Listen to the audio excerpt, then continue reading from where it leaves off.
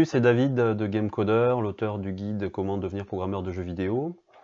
Donc, comme promis, je reviens vous parler un petit peu de ce concours de création de jeux vidéo en 48 heures auquel j'ai participé le week-end dernier.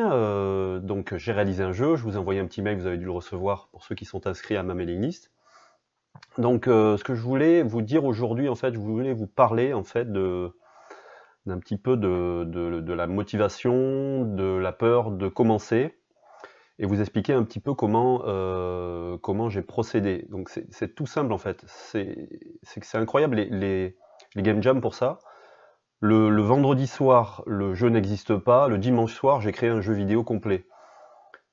Le vendredi soir, c'est quasiment impossible de se projeter comme ça dans cette idée qu'on va créer un jeu vidéo complet. Donc il faut lutter contre cette peur de commencer, il faut y aller en toute décontraction, c'est pas obligatoirement facile à faire, mais ce qu'il faut faire, c'est... Moi, ce que j'ai fait, c'est que je suis parti d'une base, donc c'est quelques lignes de code qui me permettaient d'afficher une map en 3D isométrique. Je suis parti de ça, 50 lignes de code, et je me suis dit, bon, c'est ma base, le jeu que je réaliserai sera en 3D isométrique, peu importe le thème. Donc je me suis levé le samedi matin, j'ai regardé le thème, donc c'était un peu compliqué, il y avait deux thèmes, égalité, growing, qui littéralement veut dire en croissance. Ça s'associe surtout par exemple à des plantes, ou à un organisme qui se développe, ou tout button control, un contrôle à deux boutons. Donc je suis parti plutôt là-dessus, et en me disant, je vais essayer de voir si je peux faire du growing en cours de route. Donc je suis parti un peu à l'envers, un peu comme faisaient les développeurs dans les années 80, les pionniers du jeu vidéo. Ils découvraient avant tout une techno, un bout de code, un effet visuel, et ils faisaient un jeu à partir de ça. Donc je suis parti de ça.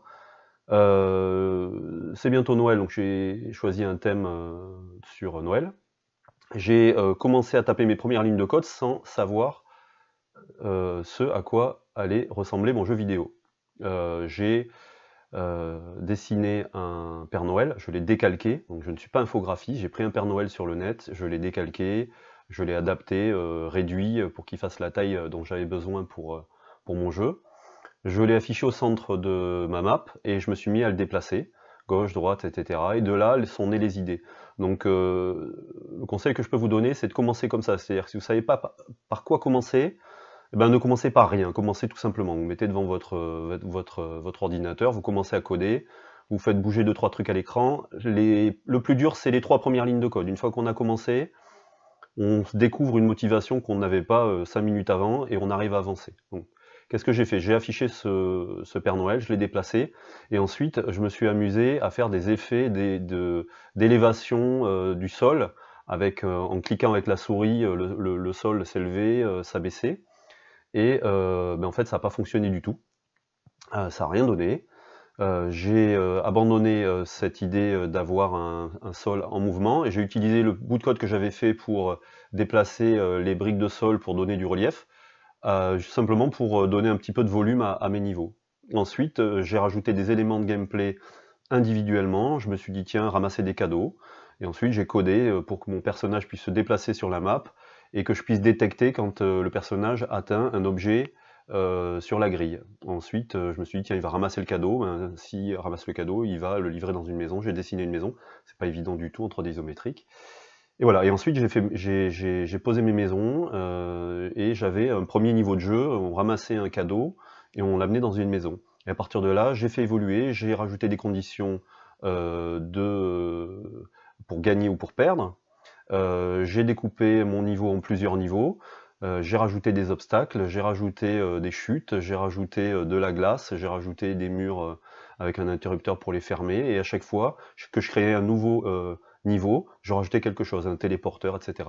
Et en fait, le jeu est né comme ça, de rien, et pour devenir un jeu complet, jouable, j'ai créé une dizaine de niveaux. C'est inutile d'en faire plus pour une game jam. J'ai finalisé un peu, j'ai fait un menu, je me suis amusé à faire de la musique avec ma voix, des sons avec ma fille.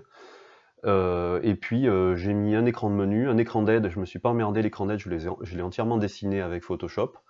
Et puis j'ai livré. Voilà, j'ai des très bons retours.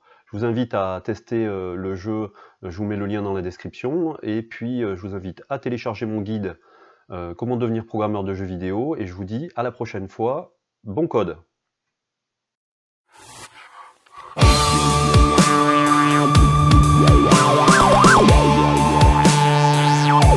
Yeah.